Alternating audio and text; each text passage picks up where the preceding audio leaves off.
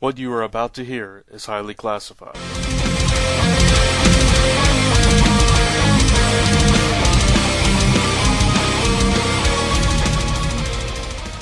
And welcome back to The Zone. I'm Brant Fowler.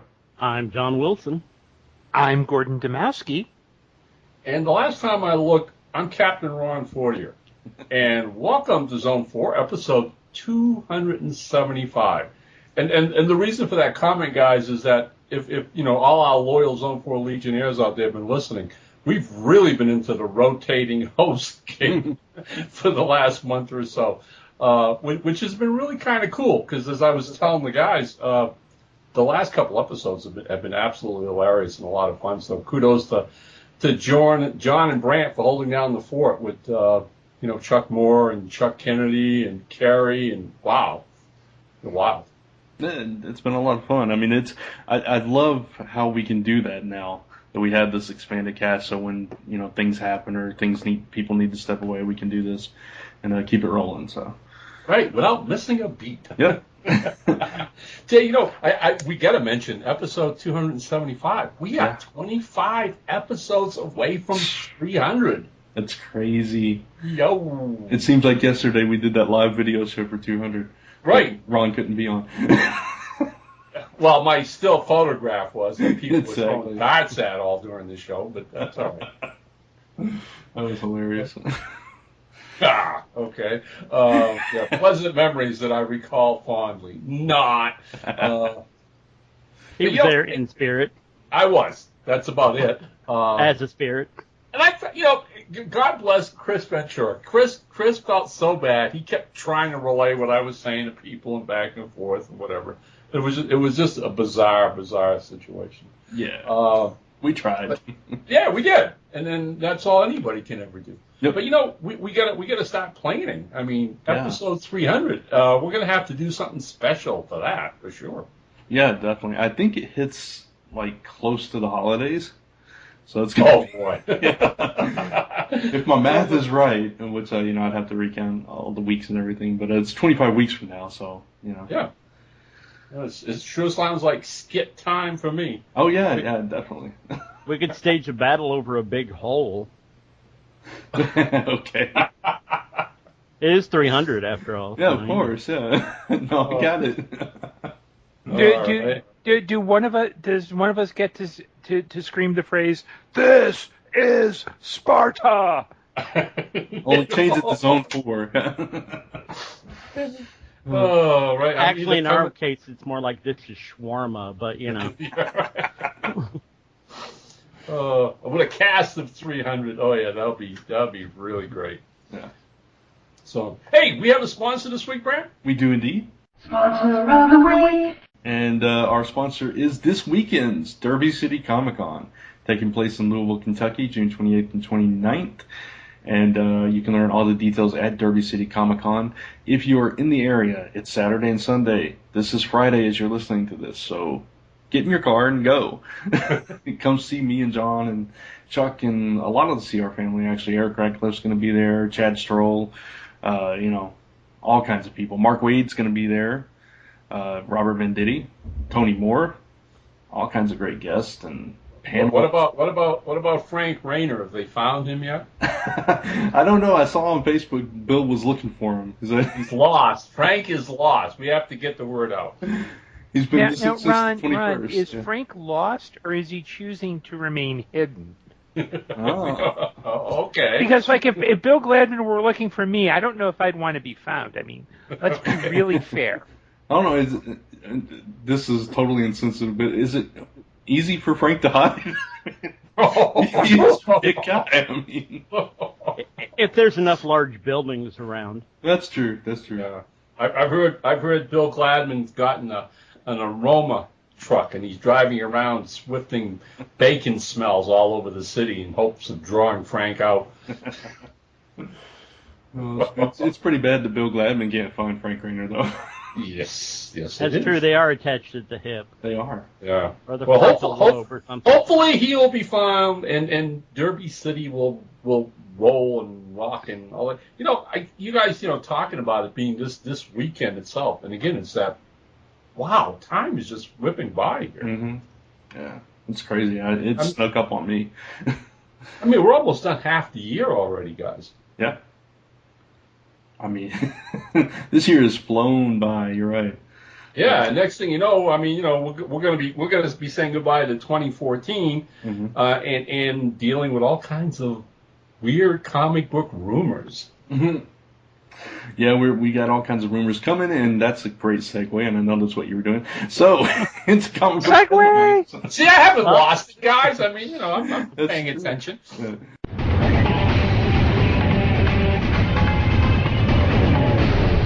Comic book headlines. But what Ron's referring to is lately there have been some rumors swirling around that Marvel is canceling their X-Men titles. Yeah, right. Well, it comes from the basis of the whole Fantastic Four thing with Fox and how there was all this talk that there was no merchandising for the Fox movies with the X-Men movies and everything because they were, Marvel was trying to kind of edge them out or whatever because it's a different studio and all this stuff, and that's why they're canceling the Fantastic Four comic for a while too coming up. And so then this rumor started, and I guess somebody had sent an email to Bleeding Cool stating this, and then somebody else posted something on the CBR forums, and it just became this thing, and it's crazy. And there's like this theory that Marvel's going to reboot again, which we've been hearing for like 3 years now, and they're going to cancel all the X-Men titles. Cyclops is going to die. Havoc's going to turn into a villain. Well, I mean, my favorite part is, and that's why to me this really, really feels like a hoax, okay? Mm-hmm. Because it's how elaborate, all right, that this has been created. I mean, so the X-Men are gone, and again, like, Grant just referred to, all stemming from the fact that Marvel Studios doesn't control them. It's Fox and the other studios, and they want to get their hands back on this. So the best way to do it is just eliminate the X-Men altogether. And then it goes, and they're going to fill in with the Inhumans. They'll take their place. Really? Okay, sure. And for those who are spreading these rumors, two things that I would really encourage you to think about. The first is that Marvel is owned by Disney. Disney has on retainer a lot of intellectual property lawyers. So they're probably right now calling Fox and saying, you know what, this is our property. You don't mess it up. We want it back. And they're moving heaven and earth to get it done. That's what I'm assuming. Right. Secondly, if you think that this is really going to happen, that Marvel would cancel not one series, not even one line of books, but 2 lines of books. Yeah. I would really strongly encourage you to head to your physician and ask him to recommend a surgeon who can surgically remove your head from your posterior so you can breathe some fresh air. Yeah, it's pretty ridiculous even from a comic standpoint. Mm-hmm. I mean, not only are the X-Men still the money-making books for Marvel Comics. Yeah, right. But you also have to figure that 90% of the Avengers team is now X-Men. Exactly. There you go. Right. So not only are you going to decimate the X-Men books, you're going to decimate the Avengers books. Right. Not going to happen, my little friend. Yeah. It's not going to happen. But you know what? All I want to add to this is that from purely a writer-editor's perspective, whoever cooked up this hoax, should file an application to be a Marvel writer, because, I mean, he's got a hell of an imagination. Mm-hmm. Very true. And I would just say, to kind of put a cap on this whole X-Men and Fantastic Four being canceled rumor, this is the equivalent of last year's. They found a bunch of missing Doctor Who episodes which had bounced off a satellite and were somehow recorded. Yeah. Okay, let's I didn't want to bring Doctor Who into this, but really, people, get some fresh air. It's summer, it's nice out. Don't spread false rumors.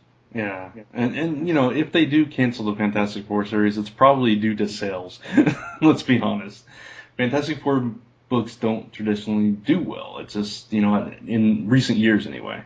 Right. So. And Gordon makes one of the most valid points in this entire discussion that we've just gone over, and that's the power of the Disney Corporation. Okay, Yeah. If and when Disney decides, okay, enough with Sony and Fox, and we want these properties back, they're just going to go to him. It's going to be a strictly business deal. There won't be any rumors. It won't be on Bleeding Cool or nothing. Okay, it'll be done in the back office someplace in Hollywood amongst an army of lawyers.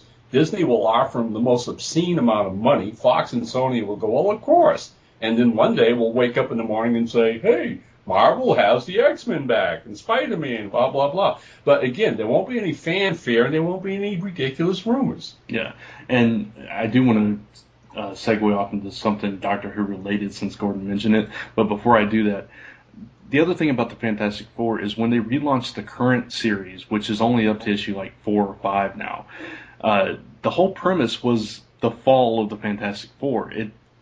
Logic would tell you they were leading towards it ending for a bit anyway, because they're tearing the team apart for a reason. So right.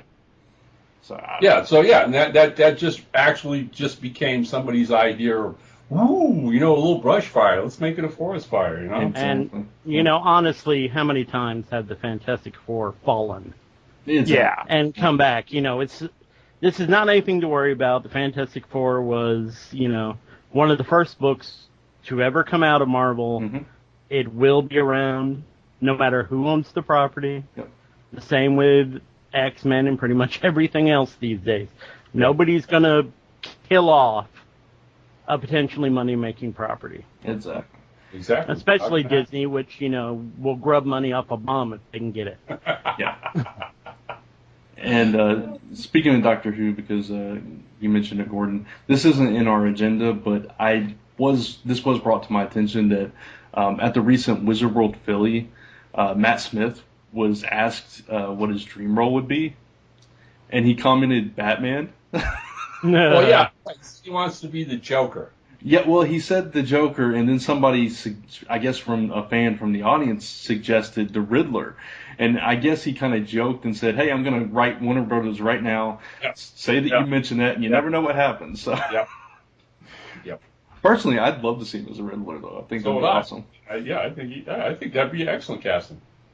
Yeah, and what they could even do is, if Zack Snyder's listening, how about firing Jesse Eisenberg as Lex Luthor and bringing Matt Smith as the Riddler? I think that would be... Works for me. Yeah. My hand's up. There you go. Yep. Yeah, if he plays it subtle, if he doesn't play it over the top and, tries to carry the bloody thing. Yeah. If he plays it subtle, if he plays it like in the books where he's kind of, or in some of the recent books where he's more thoughtful, more detective-like, he's arrogant, but he's not, woo-hooing and giggling around and all that crap. Mm-hmm. I think it would end up being a very good take on it. Yeah. Because the kid has chops, he's a surprisingly good actor for someone of his age. So yeah, right. Very good. Well, speaking of DC properties and stuff like that, DC has announced a new creator payment plan that they're implementing, and this plan, from what I gather from it, where before digital and print were separate in their configurations of royalties and all this stuff, now they're combining them. And on top of that, colorists are now going to be eligible to receive royalties and get cover credit. So it sounds like awesome. The old formula, and the reason for this to have to happen was the old formula was strictly based on the price of hard copies. Right. The monthlies. And here comes the digital age, and you can buy books for a couple dollars here and there. So there was this disparity between the two. And rather than let it get overly complicated, the folks at DC finally said, well, you know what? That's not the way we're going to count the royalties anymore. And then basically it's going to be, like you just said, Brant, it's going to be total sales numbers from digital and monthlies at the same time. So not tied to the cover price. There is going to be some kind of a determination for a set sale point that creators will get bonus royalties on top of, whatever their straight, formula pay is. So that's really, really a good deal. I was really happy when I heard this. Yeah. And I'm pleased that the colorists are getting that kind of credit and getting being eligible for the royalties now too. Oh my God, that's so long overdue. It's Yeah. nuts. I mean, really, okay? Considering ever since comics shifted from the old, antiquated 4-color presses, and we started getting into computer-generated coloring, and the Right. palettes opened up, coloring, I hope you guys agree with me. I think coloring has created a brand new impact for comic books in this country. They're 1,000 times more subtle. They add much more atmosphere, mood. They're beautiful, blah, blah, blah, blah, blah. And what do you get for this? You don't give recognition to the people responsible. That was absolutely crazy. Yeah, totally agree. Were you going to add something, Gordon? Yeah, I was about to say the way that DC is framing it, it's less about royalties and more about participation, which is a little bit more of a show-busy term. I think the other advantage to this as well, and I hope this has a knockdown effect, is that in order to drive sales, people actually have to make their books good. Because I know that with some DC books, there have been complaints about the art, the writing, editorial interference. Yeah. I kind of see this now as I'm hoping what this is it puts the idea in freelancers' heads. I mean, one of the other advantages too is that with royalties, they can now get direct deposit if they live in the U.S., which is really good because that way there isn't the it's a much more as I think Jim Lee said in his letter, 30 years ago this was what they had was the best system, and they've actually changed their system to something that's actually concurrent with the way Marvel handles royalties. And even Marvel, there's still some. So I think it's actually a good step forward because I think if you can ensure that people get paid for the work that they do, you may end up getting better quality work because you don't have to worry about, this check is going to come in 30 days or whatever. Right. Yeah, overall I see it as a positive thing, and there was another article where a select number of creators responded, and they all seemed to think it was a positive thing as well. So, any thoughts, John? Well, I mean, you and I both know from experience how difficult coloring actually is. Yeah. And the amount of actual, not just work, but the amount of artistry that goes into it. Mm-hmm. And, I mean, you can, the way the color looks on a piece of art can honestly make or break it. Yeah. Really. Oh, God, yes. Yeah, in a way that used to be reserved for the artist and the inker. Now with coloring and with not just coloring, but the overall use of effects. Mm-hmm. The amount of lighting effects and the amount of, different manipulations that one can do digitally really have changed the game visually. That honestly makes most of I won't say all, but most of the covers that are out there now miniature works of art, of, true gallery style art. So, it's really long overdue that this should have happened. Now, if we can eventually get some compensation for the letterer, maybe, maybe Brent will be a little happier about it. But, but other than that, no, I think this is long overdue. Yeah, and honestly, something a lot of people probably don't know, I mean, unless you're a creator yourself, is that with colorists, they spend a good portion of their page rate paying flatters, to block out the flattings, because they don't have time to do both because they take on so much work, and coloring itself is time intensive and all that Grant, stuff. dumb question: what is flatting? Okay, flatting is where you basically block out everything and put a flat color into it. So you're basically outlining every single element on a page and filling it in with a solid color. So the colorists, when they go in, they can work with the layers and do all the effects and everything without having to deal with the tedious step before it. Yeah. So, I mean, it's a lot of work if a colorist has to do the flatting and the coloring themselves, which sometimes they do. but a lot of times they'll pay a flatter so they can skip past that process and get turn their work in faster. With deadlines and everything, they kind of have to. But since they have to spend portions of their own pay to do that, getting the royalties kind of gives it a little bit of that back to them. So that's very good. Yeah, well, I mean that's right. And the thing is that in talking about how that's done, you go back to that's still very much a traditional part of comic creations, because primary artists in whatever department, be it coloring or penciling or inking, have always employed draftsmen to do other things. It's well known that a lot of the big name artists of the 50s and 60s would hire up and coming young artists in their studios to basically do backgrounds. Right. They draw the principal characters and move on to the next page, and throw the page over to this young would-be artist to draw the cars and the buildings and whatever. And again, that there were inkers who did the same thing as well. So that's a traditional part of comic creation, is that having that that level of artistic abilities.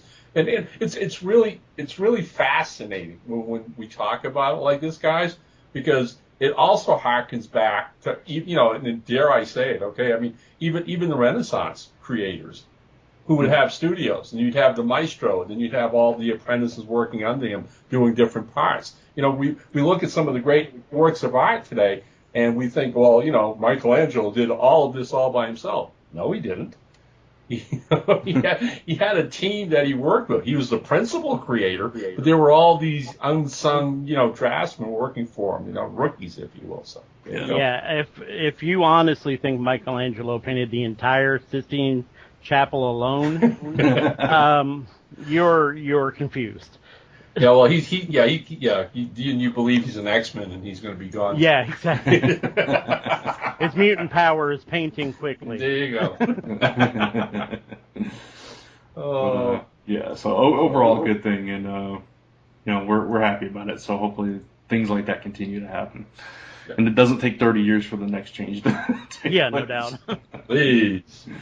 Oh man.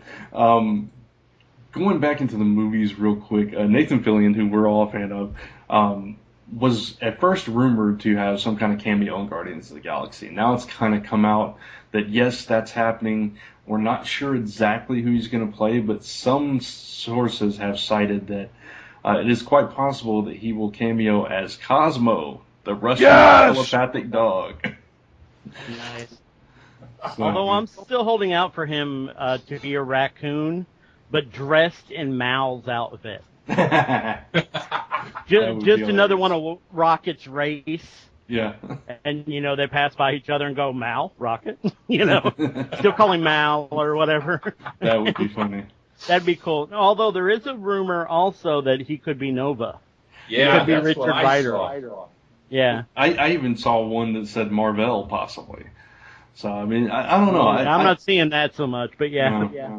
Yeah, well, keep in mind when you, in the trailers, when you see John C. Reilly and the other guy, and they're talking about, they call themselves the Guardians of the Galaxy. Yeah, they have on their Nova. jackets, they've got Nova Corps insignia. Oh, yeah. So I could see Fillion coming in and and he's like, I'm who's this Star-Lord douchebag? I'm Nova. I can kick your butt or whatever. Yeah, pulls off the I helmet. swear by my pretty floral bonnet, I will bring the hurt to you. Yeah. Pulls off his helmet and goes, "You're giving Earth a bad name, dude." Yeah. But I mean, the tone of the film that we've seen through the trailers, he's a perfect fit for it. So Oh, yeah, God, of course. Yes. I don't care what he's playing, and I'm No. just glad he's in it. So. Although, if they can't slap a Green Lantern ring on him, I at least hope they slap a... I mean, as much as I want the raccoon thing, I would love to see him as Nova. Yeah, me too. Yeah, that would be cool. Yeah, I agree. Well, I mean, you could set up the shot where he walks in for the first time with the helmet on Mm-hmm. and starts talking, and the theater would go nuts, recognizing his voice. Yeah. Oh, yeah. And The then have second. him turn around, peel the helmet off. I mean, the fans would go bananas. Oh yeah, definitely. And this also is not on our agenda, but I just wanted to mention that we finally got premiere dates for The Flash and Arrow Season 3. The Flash is going to debut on October 7th, Tuesday at 8 p.m., so opposite Agents of S.H.I.E.L.D., I guess. Actually, no. No? Oh, no, it's Agents not. Oh, Agents of S.H.I.E.L.D. moved to 9. Yeah. Yeah. So set your DVRs and VCRs and your reel-to-reel recorders, kids. Yeah, exactly. Reel-to-reel. And the very next night on October 8th, Wednesday at 8 p.m., Arrow Season 3 premieres. So we got back-to-back shows 2 nights in a row. Oh, man, it's like the golden age of I comic know. book television. I'm telling you, we've got Monday with Gotham, Tuesday, which, whatever. But Tuesday with Flash, Wednesday and Agents of S.H.I.E.L.D., Wednesday with Arrow, and Friday with Constantine. So, Yeah. it's crazy. Jeez. Sorry to interrupt. No, hey, one of the things I wanted to bring up, passing along to you, I have a really, really good friend who lives out in Los Angeles. His name is Bill Cunningham. He's a writer and a publisher, editor.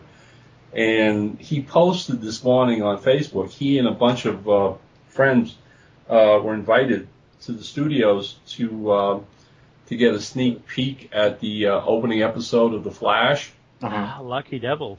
Oh, tell me about it, because he then posted and said, total thumbs up. He said, it is so much fun. That's the word he used. He said, the right attitude, the right atmosphere, the action, the FX, the suit even is just stellar in how they use it and the character inside it. This kid can act. He's totally Barry Allen. He says, they got a winner on their hands big time. Awesome. Yep. I cannot wait. Yeah, I'm not sure how to feel about all the characters in it yet, but I think it's definitely going to be a breakout thing. I think it's really going to be universally loved. Yeah. Of course, I say that, and I'm sure the next day there'll be people trashing it all over the place. But Who cares? yeah, I know I'm going to love it. Yeah, I know I'm going to love it regardless. But Yeah, for all you nitpicky, obsessive fans who were down on Agents of S.H.I.E.L.D., remember. yeah, Remember, we zapped you once. We can do it again. no doubt. Well, to be fair, Ron, some of those people who were critical of Agents of S.H.I.E.L.D., they're now engaging in a little bit of historical revisionism. It's like, oh yeah, the show got better, but it really sucked when it began. Yeah. So, yeah, so Sure. I would say to those people, you know what? Let it go. It's just TV. yeah. Let Well, it that's go. fair weather fans there. Yep.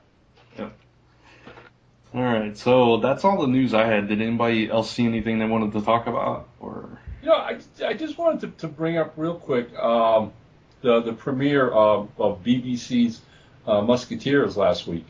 okay, And I don't know if any of you had an opportunity to see it, but I completely forgot about it, I did too. honestly. okay, so DVR is Netflix, guys, because it premiered last Sunday night, and honestly, it's a hoot. It is so much fun.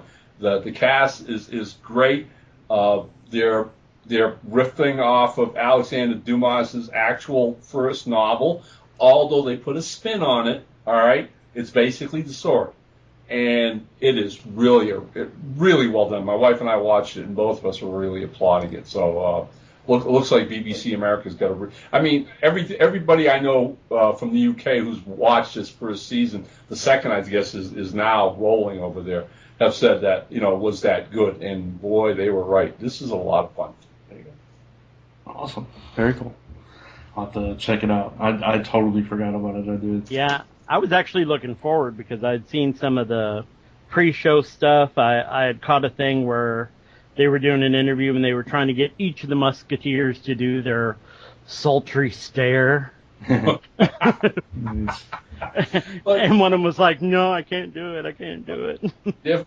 Again, and like I said, it has that sense of fun, that rollicking sense of fun, throughout. Okay, and as it starts, as the opening episode starts, I mean, if you're a fan at all of any of those films and the actual Dumas classics, with the adventures, I mean, I'm sitting there and I'm going, okay, where's that's Athos. Oh yeah, that's cool. That's Porthos. Oh, I like him. All right, that's cool. It's just you just fall in place, and suddenly, these guys literally take over these roles within that first episode. It's really well done. Nice. All right, so that's going to wrap up our headlines, I guess, and kind of blaze through those. But we do have, actually, a Facebook shout-out. Shout it, shout it, shout it out loud. Shout it, shout it, shout it out loud. Yay! And Ron, take it away. Oh, I am definitely taking it away. I mean, Brant drops me a letter and goes, "Hey, we have a shout out this week." And when I saw the name, I about, said, "Oh, you got to be kidding. That is too wicked cool." And our shout out this week, our newest loyal Zone 4 Legionnaire is Mr. Scott Gibbs, or as we in my family call him, Gibby. Okay? And Gibby hails from a small town on the Maine-New Hampshire border called Berwick, Maine. And growing up was one of our neighbors, and he and my second son, Kevin, became fast friends, and they remain that to this day. He's like another member of the family. Today he works at the Portsmouth Naval Shipyard, where he's a painter blaster. And if you have any concept of that at all, the Portsmouth Naval Shipyard is one of the oldest shipyards in America, in the Navy. And ships come in after months and years at sea, and they refurbish them, they repaint them, or whatever. You got to blast off all that old paint and put new paint on, stuff like that. It's a very demanding work. That's what Scott does. He's married to his beautiful wife Amy, and they moved across the bridge. He now resides in the captain's old hometown of Somersworth, New Hampshire. Some of Gibby's likes in music include Deftones, Soundgarden, and Eddie Vedder. Some of his favorite movies include Fargo and Silent House. He goes in for the horror, bizarre stuff. And that pretty much, growing up, Gibby knew I was a comic writer, and Kevin used to show him some of the stuff I wrote. And he's got a writing talent of his own as well, and has dabbled in a few things, although I keep pushing him to do more. Some of his favorite TV shows are American Horror Story, Walking Dead, and Curb Your Enthusiasm. And he lists as his likes the Pulp Culture Happy Hour, Mr. Jigsaw comic book. Oh, you're dear to my heart, Gibby. And, of course, Zone 4. So that's our newest loyal Legionnaire, member of the Captain's family, Scott Gibby Gibbs. Thank you. And, Brand, how can other people have this kind of fun? Well, Ron, I'm glad you asked. But no, all you have to do is head over to our Facebook page at facebook.com/Zone4Podcast. Hit the like button, and we will get you a shout-out on the show. And that's awesome. So, thank you, Scott. I will, obviously, I'm going to give him a heads up and make sure he doesn't miss this week's episode where he gets his official shout-out. Awesome. Very cool. So, we're going to pause for a minute for this Comic Geek Speak audio spot you've heard on the past couple of episodes. They are doing a charity run/walk, so we'll pause for that and be back with you in a second. Hi, everybody. This is Brian Christman. Shane Kelly. Adam Murdo. Matt. Chris Eberly. Peter Rios. And we're from the Comic Geek Speak podcast. On May 2nd of this year, our friend and fellow podcaster, Jamie D'Alessandro, lost his battle with cancer. In honor of Jamie, we are participating in a 5K and 10K race to raise money for the Livestrong Foundation, which provides support for people with cancer. We will be taking part in the Team Livestrong Challenge, Philly, on Sunday, August 17th in Blue Bell, Pennsylvania. We are collectively running and walking under the team name of Jamie's Avengers. If you'd like to join us in the event or make a donation to our team, go to livestrong.org and search for Jamie's Avengers. Thank you all for your time, and Jamie's Avengers Assemble! Okay, so now it is topic time. Topic time! It's topic time. Topic time! Yay! And for our topic this week, we are talking Starlight, number 3 and 4. And before we jump into it, we did find out that this is, in fact, a miniseries. It's 6 issues long, so we have 2 more after these. And that's probably going to change some opinions on it, I'm sure. But we'll see once we get into it. Who wants to start us off with this? Well, before we get into these 3 issues, which are obviously now the middle section, okay, why not a quick recap of our thoughts of the first 2? Because we did do a show where we reviewed issues 1 and 2. Yes. And I just want to go across, the crew here to what our thoughts were back then. My recollection, for yours truly, was that I liked the series and I liked the art. Yeah. John? I didn't care for the first issue much, but it did win me over on the second. Both art and writing, I think, were. I felt one dragged considerably more than it needed to, but it picked up both in art style and writing by issue 2. Okay. And Gordon? Well, I really liked the first issue, and I thought the second issue was, it kind of didn't really pick up steam. I thought it, if I remember correctly, I felt it could have been presented a little better. It was just a little too straightforward, but I didn't hate it. It was just I thought issue 2 was a little bit more of a letdown, but issue 1 hit things off in a really good way. Okay, and Brant, what were your own comments? From what I recall, I think I enjoyed both issues pretty equally. The first issue hooked me, and the second issue, I remember not being quite as critical as Gordon, distinctly. Okay. Yeah. Okay. So, so yes. All right. So now as we're talking about this, I think what happened was, we had some issues with a few things here and there, but the overwhelming feeling from the crew here was that we liked the series and we're anxious to see where it was going, and now that's happened. So I've got a whole bunch of notes here, guys, but let's at least address first of all. Mark Millar is the writer, and Goran Parlov is the artist.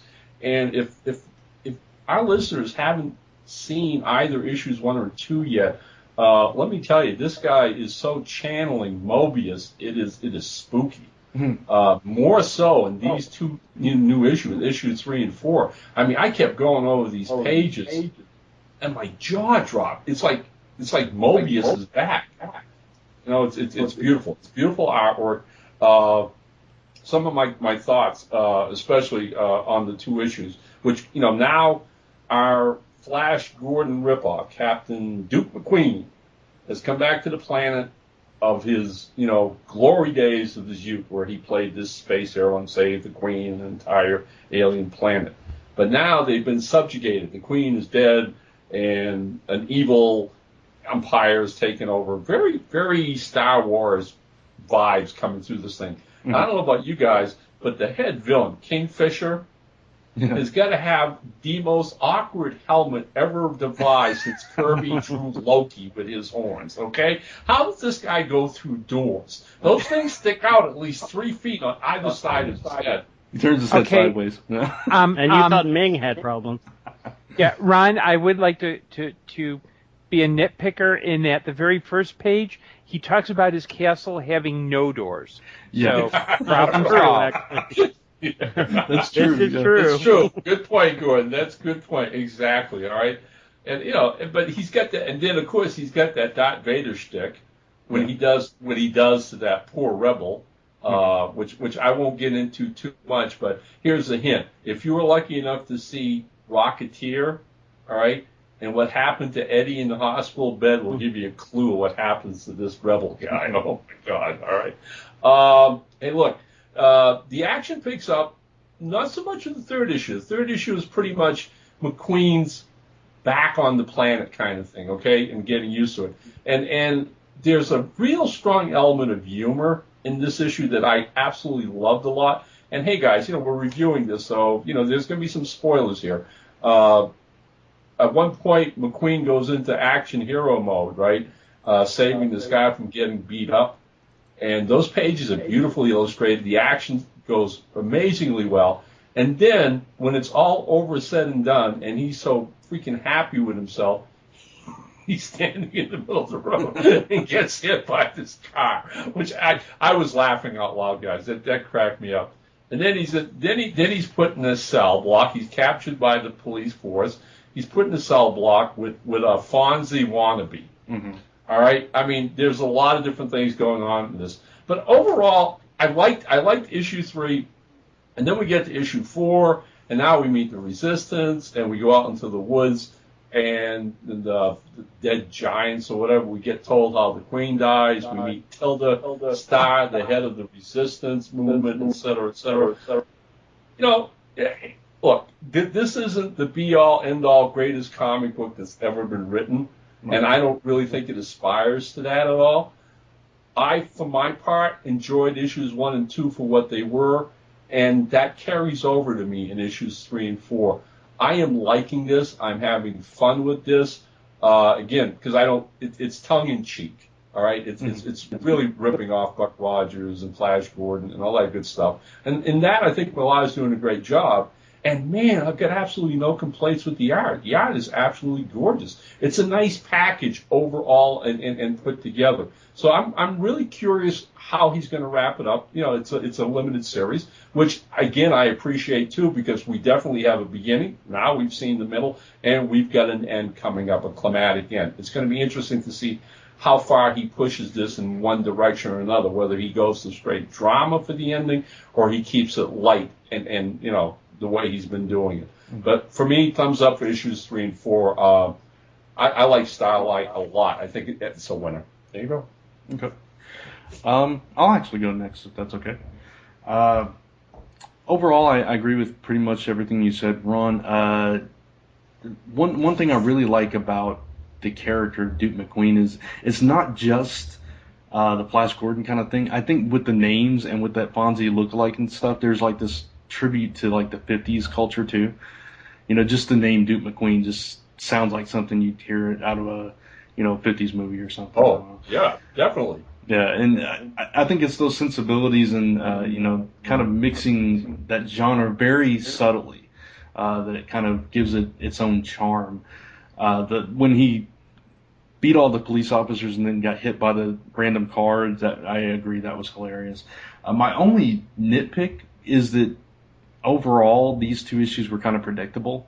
You could see exactly where it was going. Mm-hmm. Every note that you could think that they would hit, they hit in succession, and it was like, okay, up to the very end of issue 4, which I won't say, but I won't spoil that. I'll spoil that cliffhanger. Yeah, but there's that bit where Wes Adams, the Fonzie lookalike, is asking him about Nicole and Tom. Yeah, that was fun. I mean, there was some funny moments in it, and it's like I said, it was predictable, but it's got its own charm to where it, even though you know what's coming, you still appreciate it and you can enjoy it.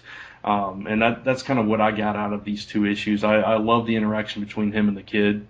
And the revelation, what happened to the kid, and how that ties into the Empire, a certain individual in the Empire and everything. And I felt like it was a nod to the Game of Thrones with the hanging swords.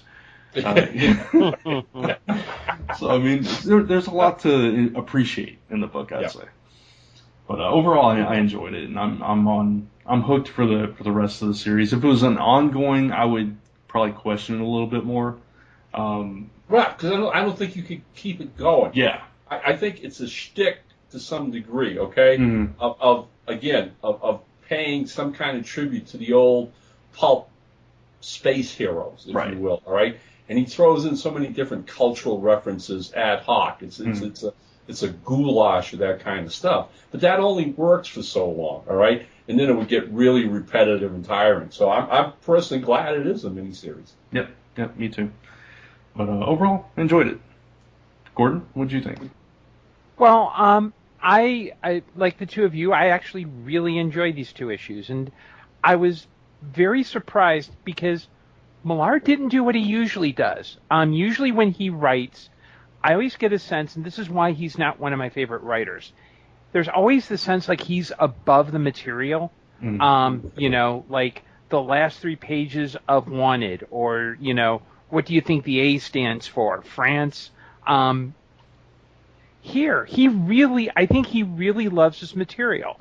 And there are just some really great moments where, yes, it's predictable, but I think he goes into some interesting directions. Like the big motivational speech is not Duke McQueen saying, Duke McQueen is not, hey, I'm an old guy and this reminds me of the old times. He actually says, you know what? I'm old and washed up, but it's actually great that you people believe in me. Mm-hmm. Or there's a great sequence, I think, in issue 4 where, I know it's in issue 3 where he gets the sword and he's remembering all his old adventures. Flashback, yes. And it ends with a flashback of him and his wife, and he's saying, my kids don't believe me. Do you really think I'm going to go back? And she says yes. I mean, that's not a typical Millar move. Mm-hmm. Right. I think I thought issue 2 is a little plotting. I think these 2 issues really redeem the series. Mm-hmm. I don't know if I'd want to see this as an ongoing, but if he decided to do like a second miniseries in this world, I'd buy it. I mean, it's a really vastly improved story. Agreed. John? Well, Uh-oh. I'm actually a bit torn by this. Once again, I like the art. However, he once again changed art styles on it. See, as Ron said, he is deeply channeling Mobius. Deeply channeling Mobius. Which I'm fine with, and it works for the series. The writing was incredibly predictable to the point of being cliche for me. The whole having the dramatic fight and then getting knocked out by the random thing cliche. The whole let's bring the guy we just met 5 minutes ago with us on our breakout cliche.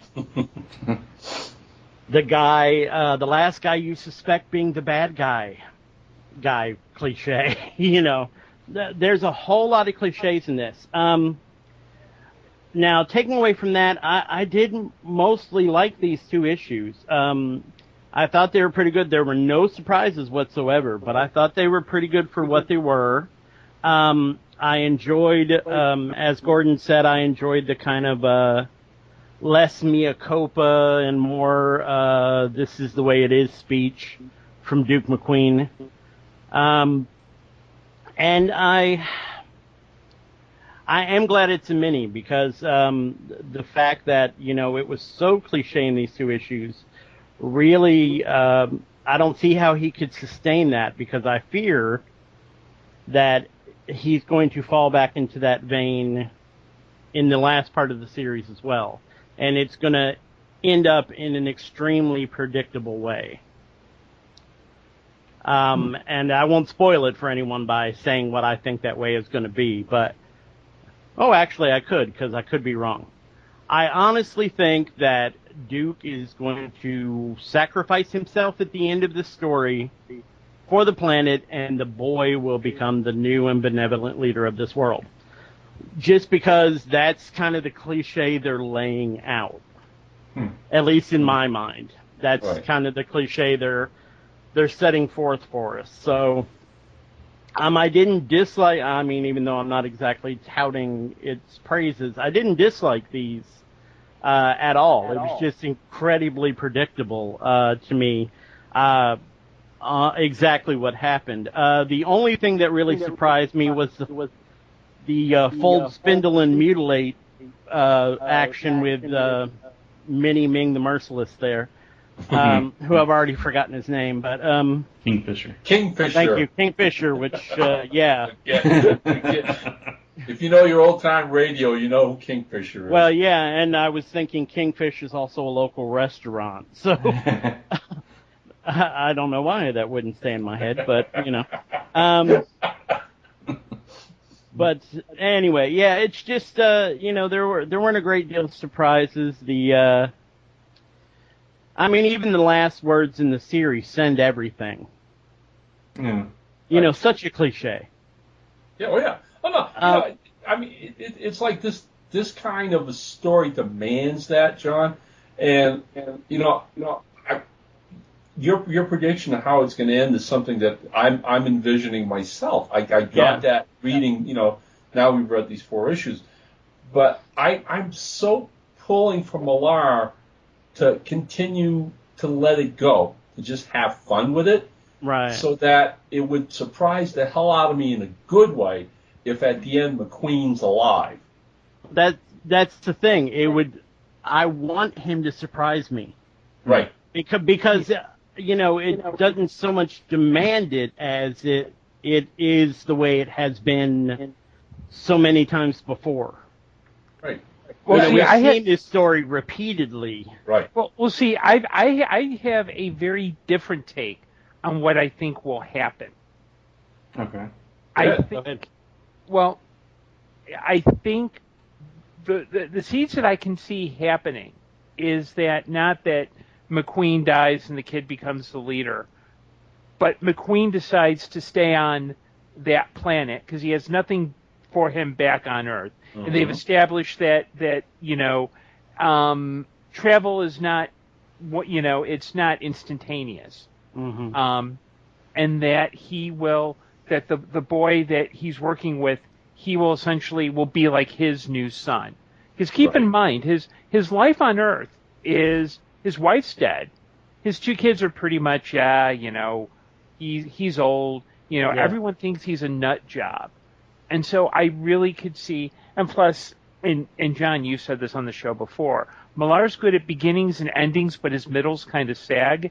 Indeed, I can see Millar going for that kind of ending, where, or I could see him being really cynical, and then it turns out the Kingfisher's actually the good guy, the rebels are all, sure, all bad guys. Yeah. Well, I never saw him leaving the planet, honestly, either through death or whatever reason, because he has no existence on Earth. Right. At all. Right. So here's my thing, okay? If at the end he dies, then I'm going to be grossly disappointed in the series, and so be it. If on the other hand, like I said, he eschews the cynicism and gives us a happy ending with McQueen being the boy's new dad, and saying, let's rebuild this planet, and being the hero of the planet a second time, and playing up that thing about as long as his life, there's always a second chance, and a third, and a fourth. If he can end on that kind of note, I'm telling you guys this right now, okay? The second they collect this, if that's the way it ends, the second they collect this thing, I'm going to go out and buy a copy of it and put it up on my shelf, because that's the story I like, and that's the story I would reread again and again. Mm-hmm. The other potential cliche that I thought of, which is also cliche into itself, is he is de-aged. Yeah, he gets back to his prime, Yeah. Hooks up with the rebel leader maybe, and still is a father to the young genius boy. But he's the vibrant, virulent hero of his past, and then he goes on to, return the planet to a utopia and live out his days there. I wouldn't like that because that... I wouldn't either, but... To me, that would plant the seeds that this might not all be real. Right. You think it could be cliche number 3 that he's dreaming the whole thing. Well, see, because I'm getting this vibe, as long as he stays the old Duke, I'm getting this vibe of Disney's Up. Yeah. Okay. And that's the feeling I get, because I like the curmudgeon old Duke, okay, and that's what I wanted to stay. So, hey, spread the word throughout the internet. Mark Millar, listen to Zone 4 this week, okay? There you go. And, pay attention. We don't want you to disappoint us, please. Yeah. Actually, the thing I did find surprising was the violence in the book. The slicing, the slicing up of the police officers. Yeah, shot him in the head. And shall we say, UPSing of that particular prisoner. Yeah. I saw that and I was like, oh, okay. I wasn't expecting that. I was expecting, kind of a GP rating. Yeah, kind of Star Wars violence, the kind of right. and you fall down. But John, you did read who wrote the book. Well, yeah, of course. Okay, Yeah, of course. That did not surprise me, because that's not that this material warrants such graphic violence. I figured it's Mark Millar. It's he needs to get it out of his system. He needs to have a bloody thing going on at least once. Yes, I think it's because of the art style too. Because you look at even like a book like Invincible, and you wouldn't expect it to be like gory and stuff, and it really is. Oh, Invincible's incredibly gory. Yeah, so I think it's the contrast of the art style with the violence that kind of throws you a little bit. Yeah, even though Mobius tends to have some more graphic violence and sex, of course. It did seem. I mean, even Mark Millar notwithstanding, it did seem just a tiny bit out of place for this kind of Flash Gordon-y Buck Rogers sort of thing. Yeah, very true. But like Gordon said, it's Mark Millar. It's Millar. So. Yes. You can't spell Millar without blood. But overall, I think we're still enjoying it. Nitpicks aside, Yeah. Oh, definitely. And I'd say what we'll probably do is wait until both 5 and 6 are out and just do them together. Yeah, kill them off at the same time again. Yeah. So to speak. Yeah, because I think there's a hiatus month in between the two issues, so I don't want to do 5 and then wait 2 months to do 6. So yeah, we'll just wait. Yeah. Okay. Yeah. So the 4 of us will come back and wrap it up. Exactly. Come hell to high water. Yeah. There you go. I believe, if I'm not mistaken, issue 6 comes out in September. So. Yeah, I know. So what's funny too is I think in issue 4 in Millar's little column rant thing, he talks about how he's actually been pursuing a program of banking where not banking money, but like making sure that books don't come out until like he's got like at least half the art done and it's completed. So the fact that there's a hiatus, Mark, it may not be exactly working the way as well as you think it's working. Exactly. That's all I'm saying. Yeah, because if you are banking stories, you would think that would mean everything would come out on time. Yeah, that would be the theory. Yeah. Yeah, and I forget who was going off on a rant about this earlier this week, but about books. What happened somewhere along, we could probably do a show on this. What happened along the line that nobody cares about the deadline anymore? Nobody can seem to get a book out on time. Yeah, I think we kind of touched on this. We touched it, but I remember somebody just going off about it recently. Yeah, I'm sure, especially with the DC stuff lately. Yeah, because I think their whole Forever Evil stuff was delayed like 2 months. Yeah. Yeah, right. And I think the general consensus among most of us fans is that, you can take that from a small independent company. Mm-hmm. But from the big 2 outfits that have been around for 75, 80 years, come on, that's inexcusable, okay? Yeah. Well, this is why I think their new royalty payment system is actually a good thing, because this way, there's a direct, like if I've got a script due on the 15th, I'm going to be, and I know that, hey, look, sales are dependent on that script. I'm going to work my tuckus off to get that script in on time. Yeah. If I'm an artist, I will work to get those pages in on time. If I'm a colorist, I'll hire flatters to make sure. And I think the fact that DC is making it more streamlined so that way you don't have like I'm not going to get paid for this for another couple of months, so why should I even bother doing this? Yeah. I think first, like John said, we could probably do a whole topic on this, but I think like you kind of alluded to, Ron, with indies and smaller companies and everything, we understand that most of those guys have other jobs and they do this as they're able to do it and as funds are available to do it. With companies on the level of Marvel and DC, there's really not much excuse aside from family situations for delays. Right. I mean, right. If you're a company, and then again, I say that, if you're a company that's been around for that long, you mean to tell me you haven't figured that out yet? Exactly. Please. Okay. Jeez. Well, and I think this is, I wish I could remember who was going off in this rant, but they were saying, they put in 2 months ahead of time solicitations. Mm-hmm. Yep. So why can't you build that 2 months into the creation of the book as well? Yeah. Oh, yeah. You know, and that way everything's on time if you plan ahead. Right. Yeah, well, I mean, theoretically, Diamond won't even accept a book unless it's ready 2 months in advance, but obviously that's not the case. Yeah. Well, something to keep in mind. Mm-hmm. Okay, DC has only recently announced its new royalty system. Right. And one of the articles that Brant, and it was actually the creator responses, someone actually pointed out Marvel had adopted this like 12, 13 years ago. Mm. If it's only been in the past 15 years that the two major companies are starting to get the idea that maybe they should do like electronic payment and tie it into overall sales, I think, you know, if this is only an idea that's occurred in that time frame, it's going to take them a while to realize, hey, maybe we should build in 2 months into, and keep in mind 2 months into the deadline, as you guys said, and also keep in mind, maybe this also means that certain writers shouldn't be writing, or they should at least bank stories, bank enough scripts, so that way it's like, okay, you're doing a 6-issue run on this comic, send us 6 months worth of scripts, and we'll take care of the art.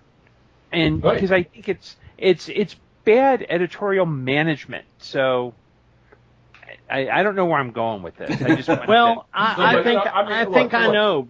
When I was working in Now Comics, and doing 2 monthly books, the kicker with me was that I always made sure that the editorial offices had at least 3 of my scripts in-house all the time. Mm. Okay? So that would give them enough leeway, for whoever, the artists were working on either the Green Hornet or the Terminator books. But I got ahead of myself in that category, okay? I wrote 3 scripts, turned them in, and said, okay, here we go. And then, every week write another one, you send it in. Writers work faster than artists. But that was my mentality. And I know some of the better artists out there today would prefer that the companies they work for not put them on those kind of closed deadlines to the point of let me have 2 or 3 issues done in the can and in your desk before you even promote the first one. Right. But that's what you do. That's just sensible planning. It's a structure. It's an organization. That's how it runs. And that's why I say it amazes me that a lot of the people who run these companies today, all right, like you never took business. You never took, what's the word I want? Marketing and organizing and scheduling. For heaven's sakes, I mean, go back to business school, all right? Yeah. The sad thing is, Ron, I think like that, and my degree's in psychology. I mean, I took all the warm, fuzzy, BS-y type classes. I took philosophy and impractical stuff, and I tend to think, you need to be organized and all that. So it's not just a business school thing; it's common sense. Well, True. Yeah. I don't want to point fingers, but I'm gonna.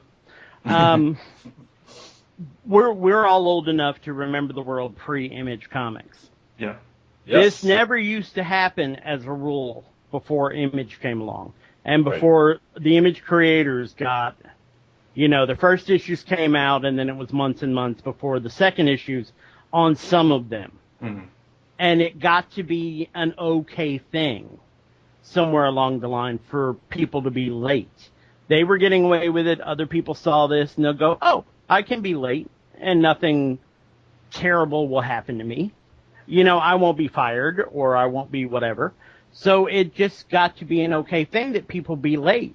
And the editors and, the higher-ups just kind of let this thing snowball, where they should have been saying, hey, you owe me a book. If you can't finish, I'll get somebody who will, and you'll be out of a job. And your name will be mud in the industry. Yeah, and the difference is even back then. That's the big problem because there's no level of accountability anymore.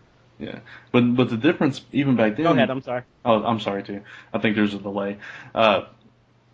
Image was just 7 big artists there wasn't like a big structure. There wasn't an organization. There was just 7 guys who decided to break off on their own. And sure, they brought, inkers and stuff like that with them.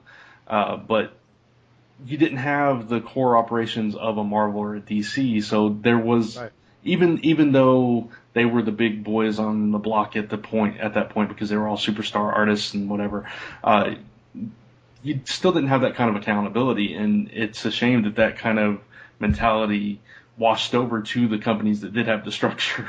Yeah, it has a negative effect, and we all know that. Yeah. I mean, ultimately, you're buying some kind of a mini-series, and, the first one comes out, the second one comes out, the third one comes out. Where's 4? Yeah. A month goes by, 2 months goes by. Where's 4? 3 months goes by. 4 comes out, and you go, well, screw you. I mean, I don't even remember what I read in the first 3 issues, Right. Yeah. Yeah, and if I can throw something just to really further muddy the waters and base it off what Brant said. Image was a startup company, and I've worked with enough startup companies that there's this idea that if you start a company, you don't need to be super formal and super rigid. And what they lack, and what you would think you'd expect Marvel and DC to have, is you don't need everything etched in stone, but you need to think through some of how you do stuff.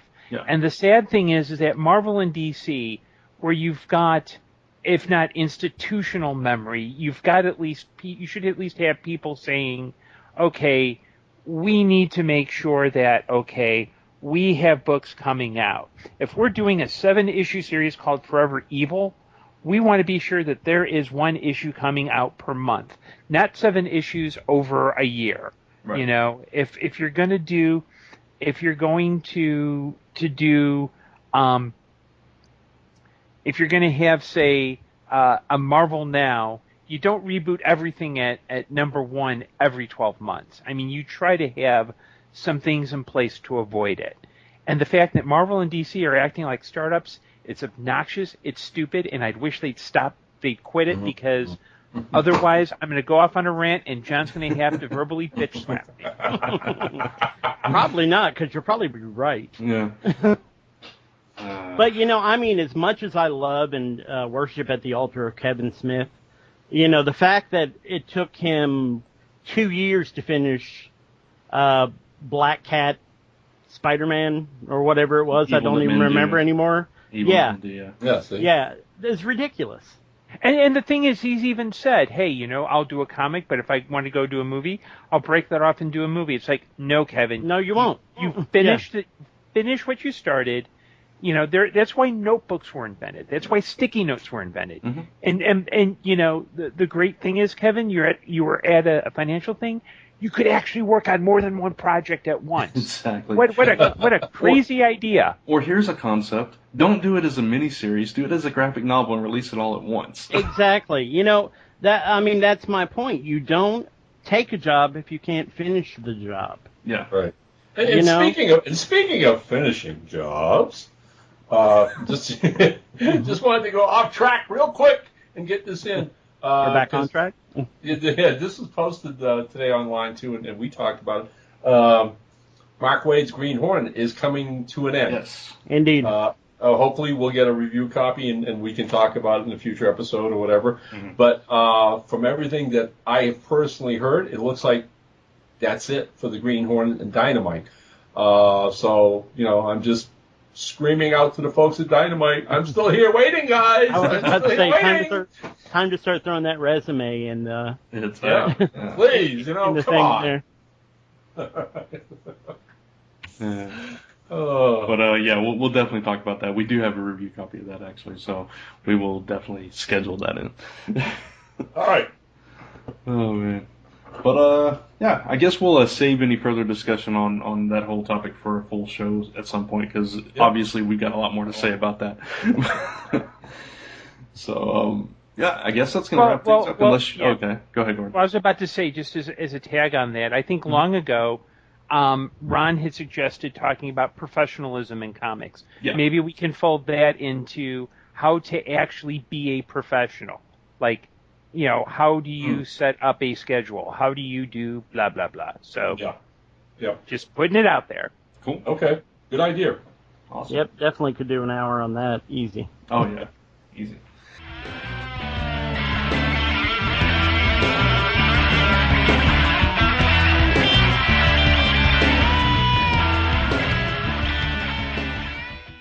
All right, so with that, it is time to wrap things up. So we will go around the table and see what everybody has coming up, coming out, and going on. Gordon.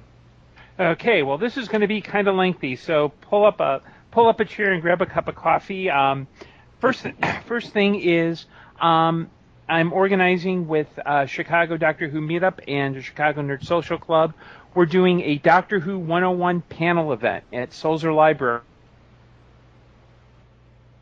So if you want to learn about the show, it's going to be me, pal JB from the Who 37 podcast, my pal Phil from the old Bar Tab of Rassilon days, and Nicole, Joanne, and John from a podcast called Two Girls, a Guy, and a TARDIS.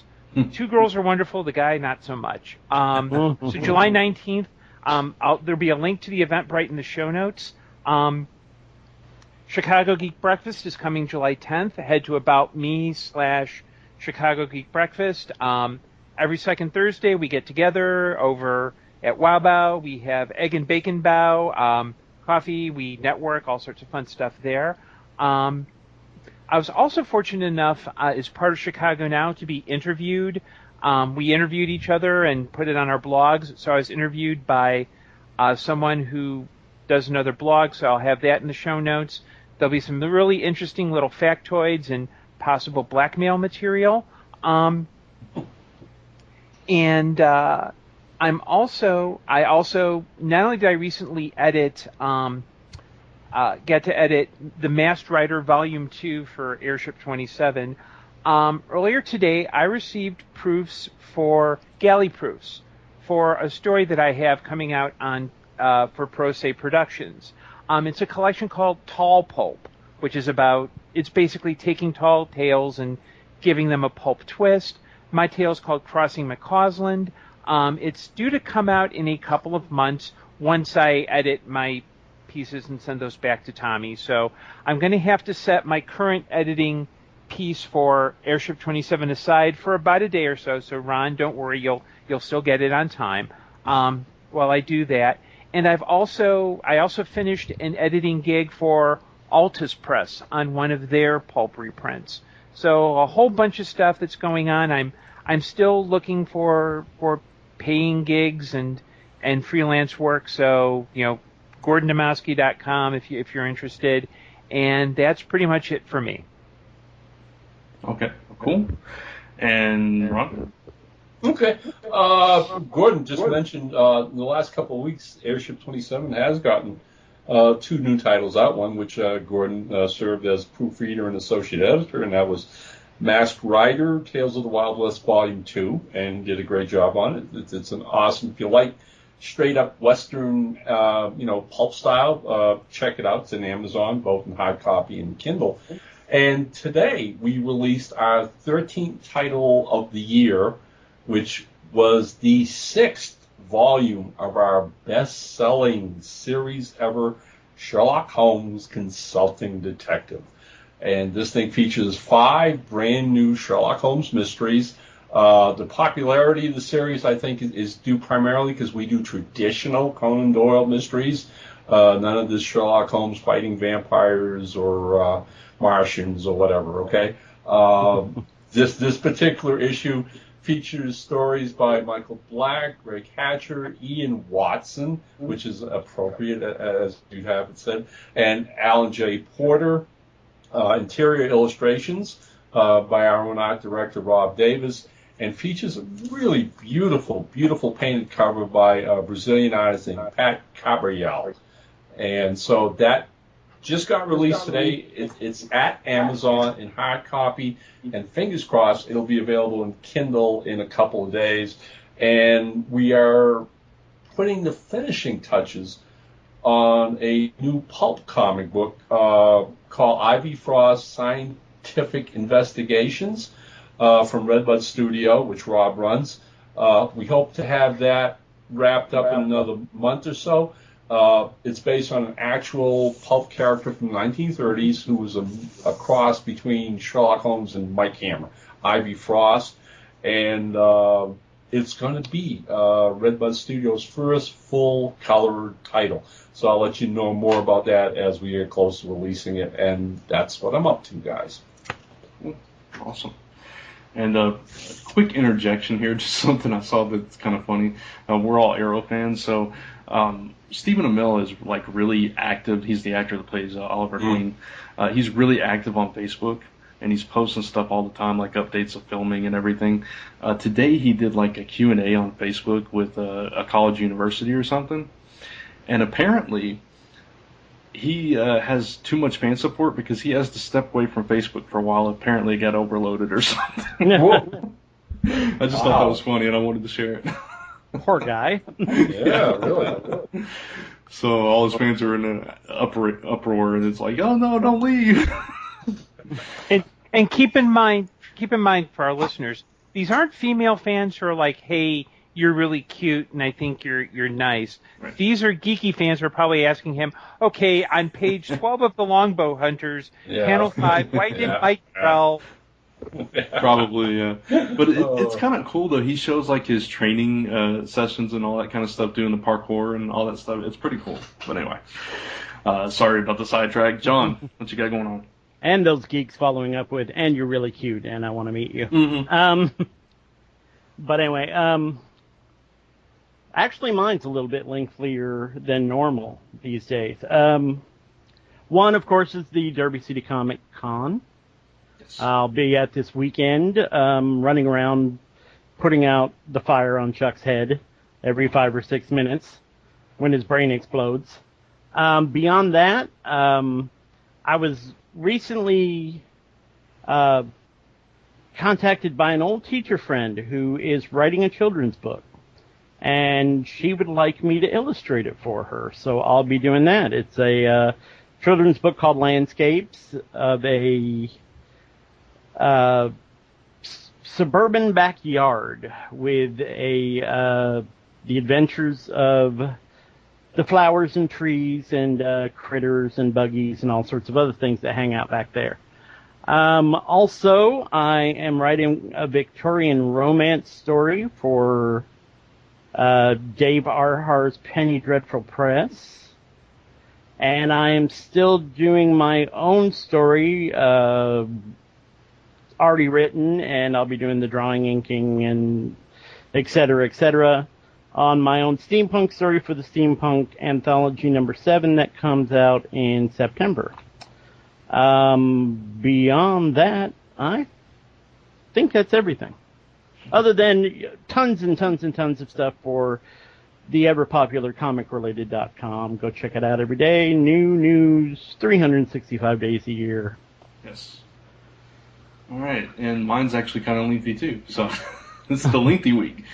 First of all, Henchman Inc. number 1 came out this week via Comixology. It has gotten rave reviews so far, or not this week, last week.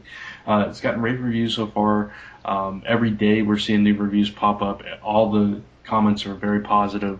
We've actually got our first superfan, which was a cast member on Big Brother last season. He's been tweeting about the book. Yeah, that's hilarious. I like that. It's pretty awesome. It's pretty cool. But it's gotten great response. A lot of people are digging it. So thank you to everybody that's given it a try. And we're working on the second issue already. The artist reported that he was flying through pages the other day.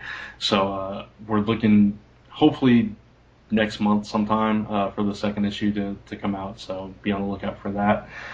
And speaking of other books, Assailant Comics will be at Derby City Comic Con as well, and Chris will be debuting a bunch of titles. This week he released Black Apart number 3, which will physically debut at Derby City.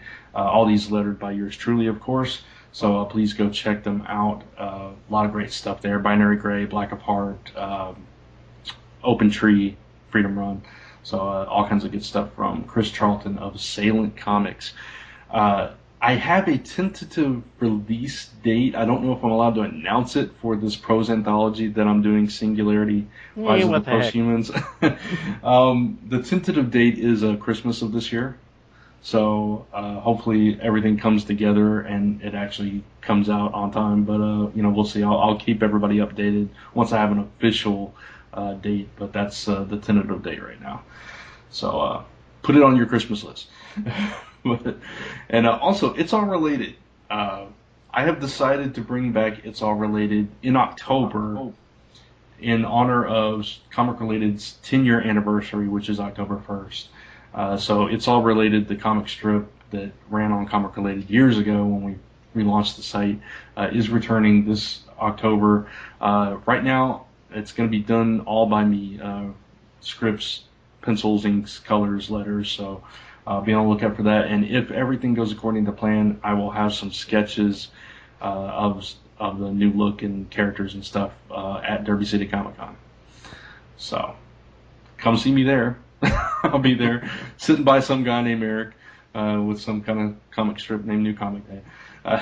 I'll be there, and I'm been told that John Wilson might be napping under my table. So if you hear a groan, I might be. If you hear a groan, it's where I kicked him by accident. Yeah. But come say hi. And I'm getting old now. That 2:00 nap is just becoming a necessity.